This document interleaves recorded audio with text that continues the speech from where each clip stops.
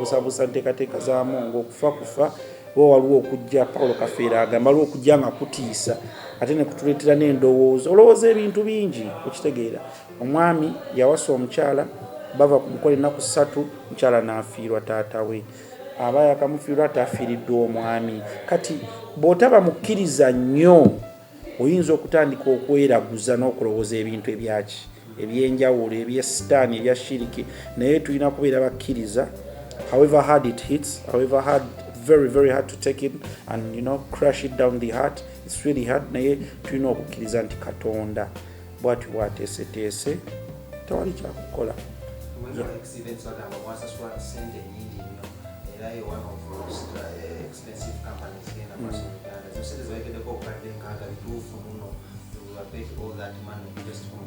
Tezaawera miliyoni 6 but all I can tell you is twasasula sente ezijja mu mulimu gwe tukola obutali busente okitegeera. Lwarence yajjanga n'akubuuza ogenda kukola mpa package yo ne muwa package yange ya miliyoni 15 naye eyo miliyoni 15 mba mu bantu 2, 3, 5 nangamba nina abantu 1,000. So we had to sit down because kyali tekibangawo ne tudrawinga ati kamera mbadde netageza video 4 nja kwetaaga 7, nja kwetaaga ronini, nja kwetaaga lens, nja kwetaaga 70 to 400 bema nenkosa 200 because wano si kyangu sanga mukolo nga gutuka ku lens ya 400 ebiseera ebisinga tukoma ku 200. So we had to get all the equipment and gear lighting taranganya okitegeera kati ogenda okusanga oli mu millions nga 25 kwasa okitegeera noziwalo zimwe Lawrence omukolo gwe million 3 nagamba tonsalirako nemwe Lawrence sente ndaga kale nja kukubira ili obolyawo nga baweereza sente zonna tukola omukolo. So basically twafiirida client esaazi tulina ebifaananyi biri wano bitutuulidde tomayina wabbiwa tulina nabo bitandika kone moral naffe ebikola omukolo gwa last week tubadde tutandika butandisi process ya previewing selectinga tubenga tutandika okweditinga naye n'amaanyi tulina editor gwoguwa. So kiri awo kizibuzibu naye nze nino ndi musajja mukkiriza nafiirwako maama taata nina okukkiriza tulina bw'okigeraageranya buli omu obulumi bumuhitinga different kufa ne tugume tukkirize nti Katonda bw'atyo bwe yatugeredde Allah bw'atyo bw'asazeewo tewali kyakukola kakoza tukyayinza kumuzza naye nga famire tukwatugume buli omu asaasiremu n'ebigambo mbagamba ebigambo bibe bitini kubanga Paulo Kafeero yatugamba essaawa y'okufejja n'ebigambo ate ne byanukulwa mu ngeri entamiivu. So buli omu asigaze comment ye n'ebigambo bya kyekyamuso oba ki the story is known. Leero bode bagirabye musajja yali ku honeymoon yagezako saving omwana we ng'agwa mu mazzi instinct parental instinct bwali eyo ng'oli muzadde ekyo kimanyi omwana wa n'abuuka kulya tonaawe ogwamu bugwi.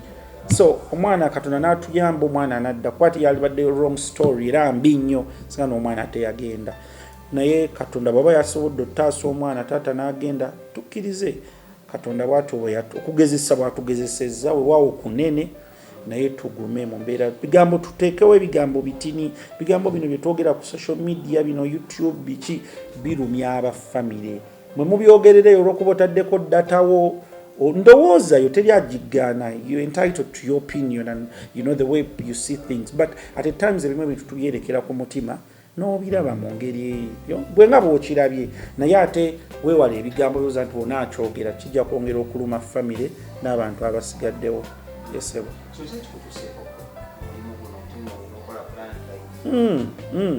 kyaliwoko kibaddewoko baklanti bafudde noite emyezi nga 3 tulina n'abafanga omukolo tegunnaba gwa nnaku 2 bagandi bagamba omugole wammwe afudde yewe tukolera ffe abantu bangi weekend etuga nga tulina emikolo 7 babagobe bantu 14 omubala mukazi na mwami na mukyala be bantu 14 mbanga tukola va lwakubiri emikolo segeze wiiki nga tuli mu off season kale peak season nga kati bwe tuli August paka January tuli mu peak season oyinza okwesanga wiiki mulina abagole nga 25 kapa 25 oba 20 couples okitegeera. So those are very many people mugenda okusanga omwezi oli mu bantu 8. How do you deal with such trauma? muganda wange kankuwa ekyangu bantu bafa ku boat betwakolera embaga abayitirivu boat cruise. Potential clients died, very many. Naye nze nzikiriza Katonda, nze olunaku mamange bwe yafa lwe nategeera nti abantu bafa. Kitegeera lwe nategeera kasita ovibwako omuntu ategeeze kinene mu bulamu bw'otuuka n'okukkiriza nti abantu bakola ki bafa. Okitegeera so okkiriza Katonda nogaa Katonda bw'atyo omuntu asanga teyesse si suicide. Abamu babatta abamu biki, but at the end of the day you trust in God n'okkiriza kuba ate bwe tunange nze ndi musajja mukkiriza. Yobu yabuuza tusuubire ebirungi byokka okuva eri Mukama. So when bad days come still tulina oyimusa ekitiibwa kya Mukama ne tukkiriza nti enteekateeka ya Mungu bibaawo ng'omuntu. Nsomako ku bitabo byagani bakwano wange abasiraamu wano bakugamba nabbi peace be upon him Muhammad babaswaba bamubuuza nga akaabye n'abagamba olumu omutima bwe guzitoowererwa amaziga gajja.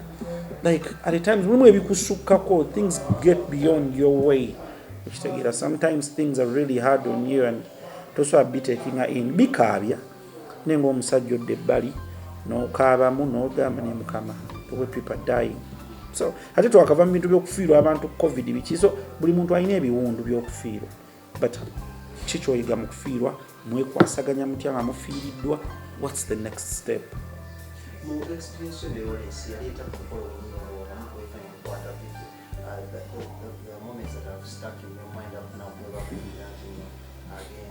Musajja oyo kyenzukira ku mukolo gwe lunaku lw'omukolo bwe tutuuka ku bagole ku makya lunaku lw'embaga abamu babaawo bize beekyanga nga omanyi Lwarence yali asasudde buli service provider almost to zero balance, talina stress ya mukolo.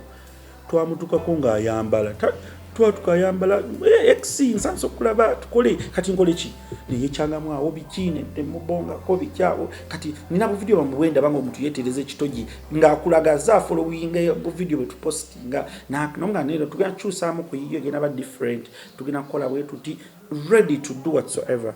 Omukyala